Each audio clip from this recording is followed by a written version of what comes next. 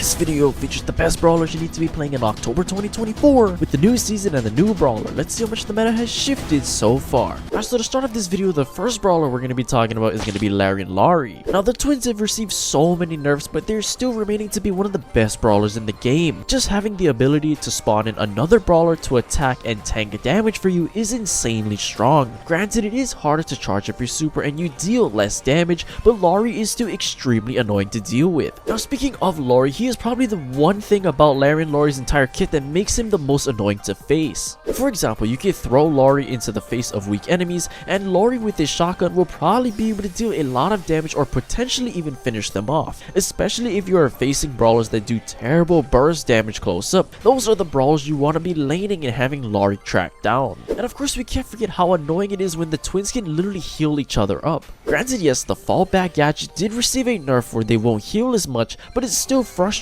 when both Larry and Laurie can gain back 25% of their maximum health with just the tap of a gadget. Alright guys, the next brawler we're going to be talking about is going to be Kit. Now with Kit, there's this disgusting combination you can do with him to deal over 11,000 damage if you didn't know. In order to complete the combination, you need to do a basic attack, super, basic attack twice, and then super again. This is going to be more used in like a straight 1v1 fight with an enemy, and this is why Kit shines in duels. Now another reason why Kit is still so good in this current meta is because of his cardboard box gadget. Being able to go invisible for the 3 seconds is a great way to reposition yourself and move around the map in order to surprise the enemy. But not only that, you can use this gadget to charge up your super 100% faster when you are standing still. That is going to be the best way to easily charge up your super by literally doing nothing. What's great about Kit too is you can use your super to latch onto your teammates and use your lobbing attack for more damage. Not only that, you can heal up your teammates when you're attached onto them, and that is going to help them stay alive so they can continue the pressure. But even with that, you need to take advantage of your new lobbing attack. You can deal 3200 damage at max level, which is going to be more efficient than using your short range main attacks. Alright guys, the next brawler we're going to be talking about is going to be Chester. Now Chester is great in this meta ever since he got his rework. The fact that Chester's attacks now are cycled in 4 sequences,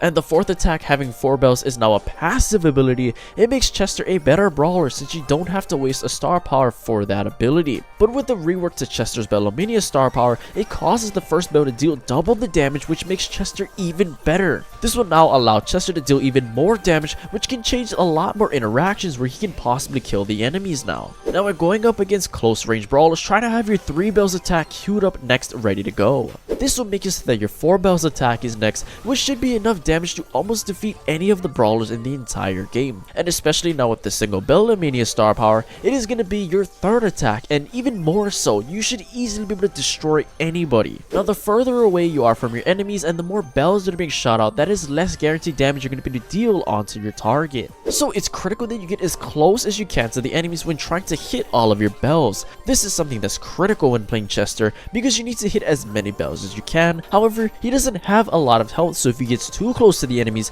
he could possibly get bursted down before he can defeat that target. Alright guys, the next brawler we're going to be talking about is going to be Meg. Now Meg is a great brawler that can be played pretty much anywhere. The fact that you can run into the enemy's faces, explode the mech, and still have a chance to stay alive makes Meg completely strong within the game. There's basically no repercussions for getting your mech destroyed because you can just run away and try to charge it up again. Of course, one of the main reasons why you're going to see Meg quite a bit in this meta is because she's a great counter to tanks. When she's in her mech, you can use that high DPS to deal heavy amounts of damage to the tanks, and even use your swiping super to deal even more damage onto them. Also combined with her heavy metal star power, she can just explode the mech right in the enemy's faces and deal an instant 2400 damage to help her defeat those aggressive brawlers. Now I know it's not going to be perfect, you're going to get your mech destroyed, but don't sweat it, it's not that hard to charge up. As long as you can hit your shots when Meg is in her puny form, it doesn't take long for her to charge up her super again, and even if you die trying to get it back, you will respawn in the mech anyway, so it's not really that bad with Meg. I still think to balance Meg out, she should not be able to spawn in the mech because it just makes Meg such a brainless brawler to play.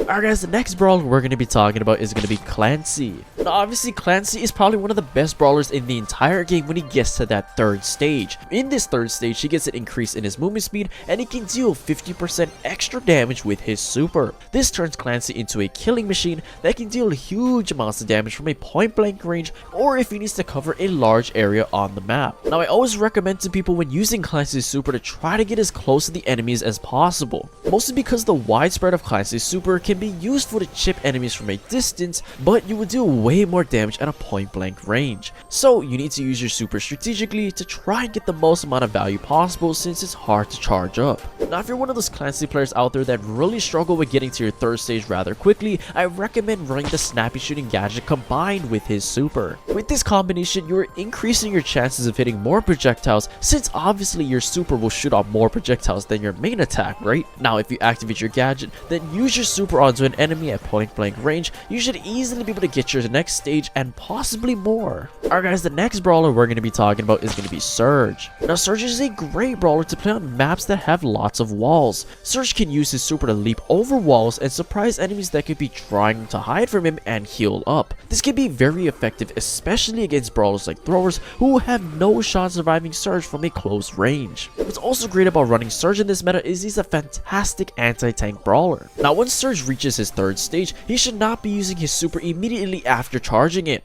Since it will not upgrade Surge any further, it should be saved and used until he needs it. For example, you can use it later on when he needs to dodge attacks from incoming brawlers or to escape from a brawler that gets too close to him. Even using it to jump onto a brawler to disarm them and get them in a hit stun can be a great way to get an easy kill. Now one of the key reasons why Surge has risen to the S tier in this current meta is because of his brand new hypercharge level 5. When activated, Surge upgrades to a 4th stage, giving his shots even more range than stage 3 and causing them to split every time. This hypercharge goes nuts because it's basically Surge like how he was upon his official release. Alright guys, the next brawler we're going to be talking about is going to be Gale. Now Gale is a great versatile brawler that is a safe pick anywhere. Gale has mainly everything a brawler would require. He's got decent health, decent damage, long range, a fast reload speed, a reasonable movement speed, and support abilities such as his super. Now when you have a brawler like Gale who is good all around like this, they will tend to always land in the S tier. Now what's great about Gale is using his super as his defense mechanism. Gale's super allows him to displace enemies in his favor depending on the situation. He can either push the enemies away from him to save himself or push the enemy team into a nearby wall, allowing for allied close range brawlers to deal more damage. Now something that makes Gale truly irritating to face is his freezing snow star power. What's great about this star power is that freezing snow can limit enemy strafing abilities and force groups of brawlers to group up to defeat Gale together by slowing them down. This will allow splash damage teammates or allies with piercing mechanics to easily perform a team wipe. Alright guys, the next brawler we're going to be talking about is going to be Daryl. Now Daryl received a buff a while ago where he can now store up to 2 supers. This allows Daryl to make insane plays like rolling double the distance to get to where he needs to be, or just have the enemies in a hit stun for longer that drives them mad. This makes Daryl more versatile and has easily shotted him up from being one of the worst brawlers in the meta to now being one of the most fun to play. Now since Daryl now has 2 supers, you need to be using them to your advantage as much as possible. His super is going to be great for quickly escaping enemies or dangerous situations, or even to get closer to the enemies. It's even better that Daryl's super is rather quick and he is going to be shielded while rolling. You also can't forget that Daryl has a trait where his super charges automatically. So thankfully with this trait, if you're struggling to charge up Daryl's super, the trait is going to be there to help you out. Now what's great about Daryl is he's a good rolling assassin tank that can do a lot of good burst damage. With Daryl firing 10 shells in 2 waves, it's going to be quite a bit of damage if you can hit enemies from a point blank range. Even if you chip enemies down from a mid range, it is going to be helpful to slowly lower the enemies down, but to charge up your super and just cause chaos. Alright guys, the next brawler we're going to be talking about is going to be Mo. Now obviously one of the best things about Mo is his ability to travel under the ground, right? So I would recommend taking advantage of enemies that are low and trying to heal up so you can get an easy kill. Even using your super to gain pressure up the map after surprising the enemy can relieve a lot of stress off of your teammates. Now what's pretty nasty about Mo's super is using it just for the knockback alone.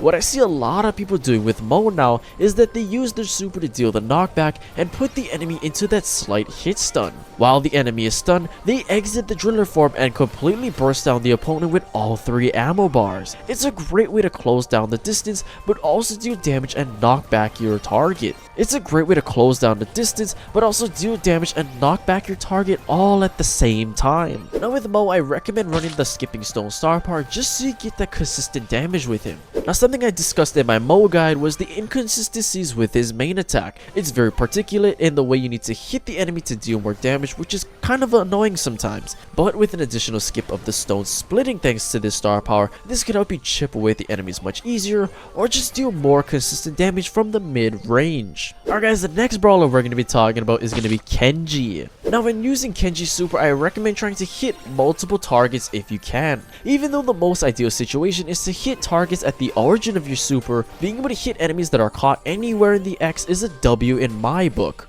2600 damage is nothing to slouch at, but dealing that 50 to 100 damage at max level is obviously what everybody should be aiming for. Now okay, one of the true reasons why Kenji is completely broken in this meta is because of his Hosomaki healing gadget. With Hosomaki healing, you can escape death so many times and win almost any 1v1 engagement. If you are dealing with enemies that can deal lots of damage close up, you can immediately use your gadget and gain all the health right back, which is pretty disgusting. Now the other thing that makes Kenji just insanely broken is his Nagini Nemesis star power. With this star power, you can tank so many different things in the game and take literally no damage at all. By you tanking a high incoming attack from the enemy, this could save your teammates' lives for sure. By having the star power activated, this will allow you to play more freely since you have this massive shield to help you get closer to the enemies. Well anyway guys, if you guys enjoyed that ranking video, I highly recommend you guys go check out this ranking video right here.